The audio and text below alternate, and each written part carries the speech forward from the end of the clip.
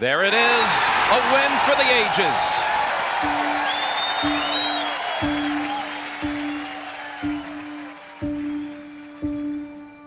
2020 was a year that opened our eyes. In honor of Black History Month, we wanted to celebrate some of the pivotal moments in people of African American descent that shaped the history of golf. This is the Black History of Golf, 2021 edition.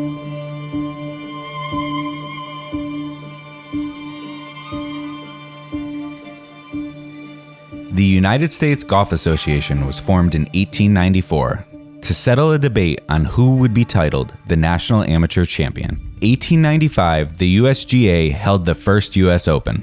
1896 marked the second year of the U.S. Open and the first year an African American would play. John Shippen, whose father was African American and mother was Shinnecock Native American, learned to play the game while working as a Shinnecock Hills caddy at the age of 17. He was able to enter the 1896 U.S. Open by registering not as a black man, but as a Shinnecock Native American. His entry into the second U.S. Open did not come without controversy. Once his race was discovered, several of the professional players threatened to boycott the event if Shippen was to play. But USGA President Theodore Havemeyer stepped up and defended Shippen, stating that the tournament would proceed no matter what. Shippen went on to tie for 6th and would go on to play in 5 more U.S. Opens throughout his career. No other African American played in the U.S. Open until 1948, when Ted Rhodes entered at Riviera Country Club. In 2009, the PGA of America bestowed posthumous membership on John Shippen and Ted Rhodes. George Grant, a dentist living in Boston, Massachusetts, revolutionized the game of golf in 1899 with the invention of the modern peg golf tee. In 1871, George Grant took a position in the Department of Mechanical Dentistry at Harvard University, making him Harvard's first African American faculty member. Golf architect Joseph Bartholomew begins his career by designing a new course at Metairie Golf Club in 1922. But due to the club's segregation policies, he was never actually allowed to play the course. Bartholomew goes on to design several more public golf courses, which he also was not allowed to play for many years. With segregation still keeping African Americans from playing in sanctioned events, Robert Hawkins holds his first tournament for African American players in 1926. He holds another in 1927, and in 1928, creates the United Golf Association, which ultimately established a tour for players excluded from PGA events. Clyde Martin becomes head professional at the segregated Langston Golf Course in Washington, D.C. He would go on to become heavyweight legend Joe Lewis's golf instructor. Lewis, a strong supporter of the UGA, was very outspoken on the segregation issues that plagued the game of golf. In 1940, Lewis played as an amateur in the Eastern Open, and followed this up by sponsoring the first Joe Louis Open in his home city of Detroit. Lewis not only donated the $1,000 purse for the Open, but he paid the entry and transportation fees for any golfers whom would not be able to afford it.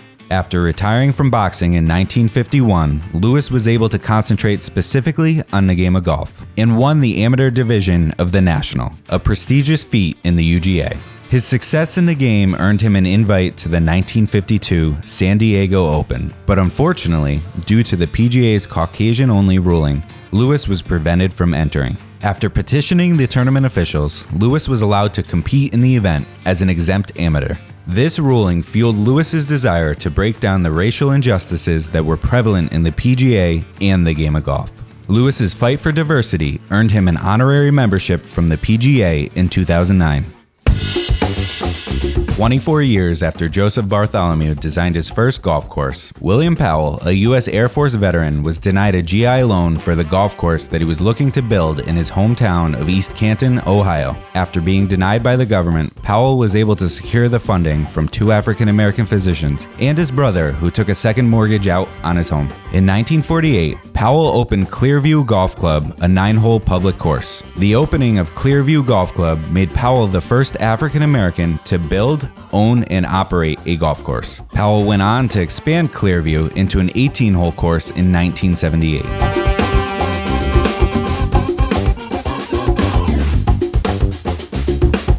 Following in her father's footsteps, Renee Powell is elected the first African-American woman PGA member and takes on the role of head professional at Clearview Golf Club. She goes on to be elected the first at-large director of the PGA of America Board of Directors, being named the PGA's First Lady of Golf in 2003. Renee Powell was inducted into the PGA Hall of Fame in 2017. Renee and her father William are the only father-daughter combination to receive the PGA's highest lifetime honor.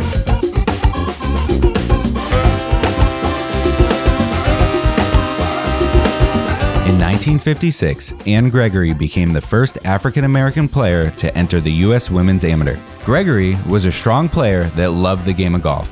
Charlie Sifford paved the way for African-Americans on the PGA Tour, winning the Long Beach Open in 1957. This event was co-sponsored by the PGA, and the playing field consisted of many Caucasian players. In 1961, great strides were made towards diversity in golf, with the PGA of America removing the Caucasian-only clause from their bylaws. Charlie Sifford became the first African-American to earn a PGA Tour card, and went on to win a number of PGA events. Long after Sifford's playing career wrapped up, he continued to pave the way for African-American golfers, and was recognized for his achievements. In 2004, he becomes the first African-American to be inducted into the World Golf Hall of Fame. Folks threatened him, shouted slurs from the gallery, kicked his ball into the rough.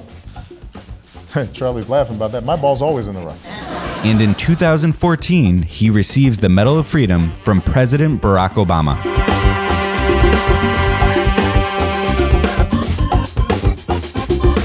Althea Gibson, one of the first African-American international tennis players, becomes the first African-American to compete on the LPGA Tour in 1963. In the following season, Peete Brown becomes the first African-American player to win a PGA-sanctioned event. Brown also goes on to win the 1970 Andy Williams San Diego Invitational. 1986 was another pivotal year with the establishment of the National Black Golf Hall of Fame by Harold Donovan, a life member of the PGA of America. Also formed in 1986 was the PGA Minority Collegiate Golf Championship. This event was created to elevate the game of golf in minority colleges and universities by giving them a chance to compete in a championship, because of still being denied opportunities to compete in NCAA collegiate golf events.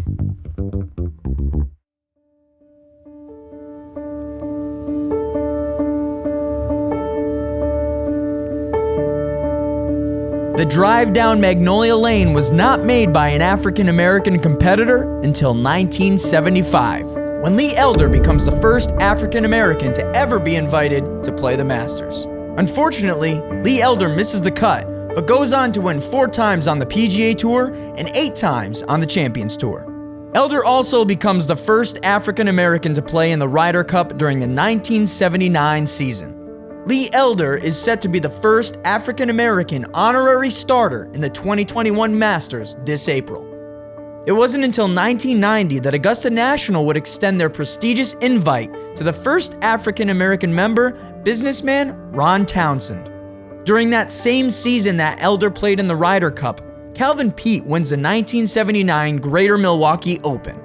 This was the first of his 12 career PGA Tour victories, making Peete the most prolific African-American winner until we saw the first glimpse of a new era.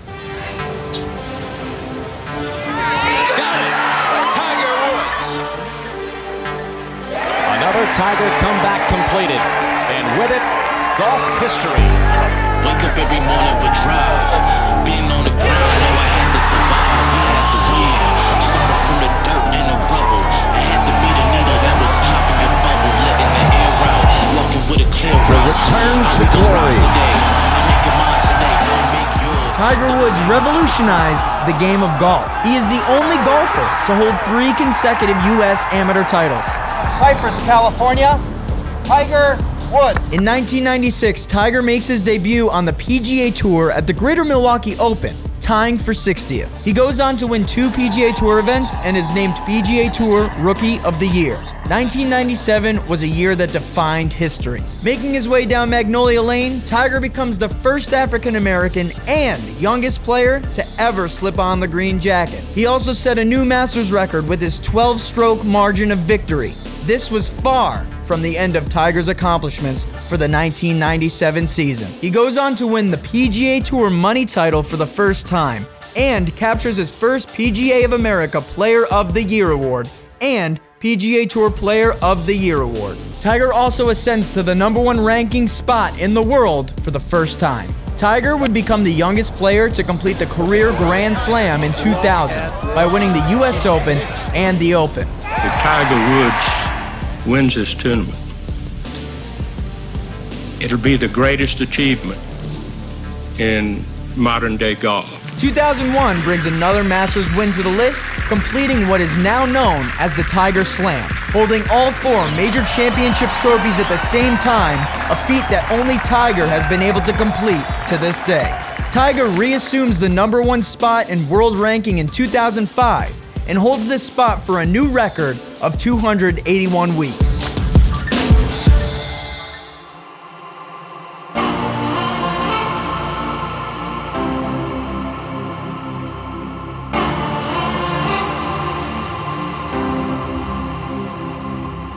In 2010, the PGA and the USGA joined together to create a centralized repository for artifacts and documents related to the history of African Americans in golf.